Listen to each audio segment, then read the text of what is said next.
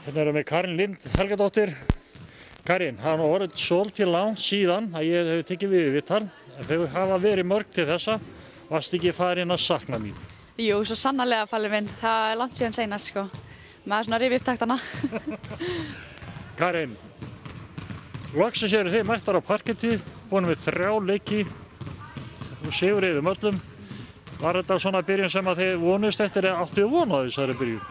Ég myndi ekki að segja að við ættum von á því, en svo sem ótrúlega gott að taka þessa 3 sigra og ég meina við erum með drullu góðan hópina, þannig að þetta eru mjög sterkir sigrar allir. En við ættum svo, ég held, vorum svona ekki með neina væntingar kannski fyrir vetum, við erum ekki með neina væntingar. Við erum alltaf bara nýtt lið og allar bara ennþá að læra inn á hver aðra og svoleiðis, en þetta bara gengur rosa vel eins og staðan núna, sko. Hver telur þú að styrkur liðsins eftir þessa 3 fyrstu leiki, hver telur þú að sé styrkur liðsins? Svo sem við erum alltaf bara mjög góð liðsheild, það hjálpar okkur helling, sko. Svo erum við góða skyttur fyrir utan og svo góða stelpur sem geta að dræfa hverjum og kikka honum út í skotin og svo erum við rutan að taka frákast fyrir okkur í jönu líka og þetta er bara, við erum með svona allt í öllu. Þannig að þú ert að segja mér það sem að ég kannski hugsaði fyrir þegar ég kom við þessari spurninga. Þetta er bara styrkur liggur kannski í hvað margir leikmenn er að gera það gott.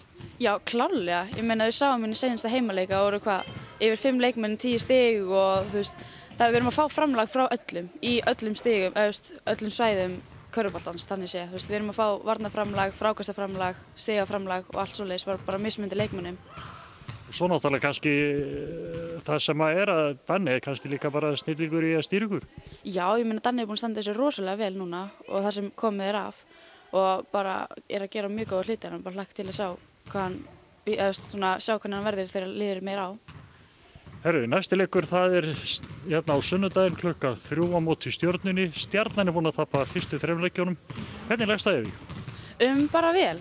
Stjarnan er mjög gott lið. Þær eru mjög sterkar og ég myndi ekki segja að þessi 3 tap sýni hvað lið þær eru.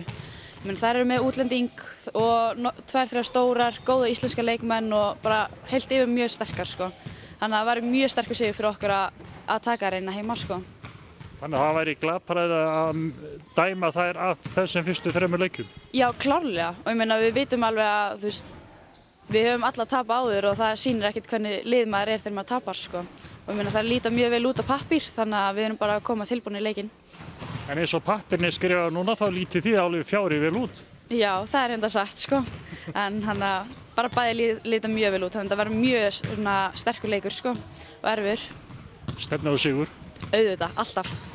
Við verðum náttúrulega hvetja bæjarbúa til að koma í höllina og horfa á ykkur. Þið eru með, eins og úlingjarnir segja, drullu gott lið, bara fantaflottar og gaman að horfa á.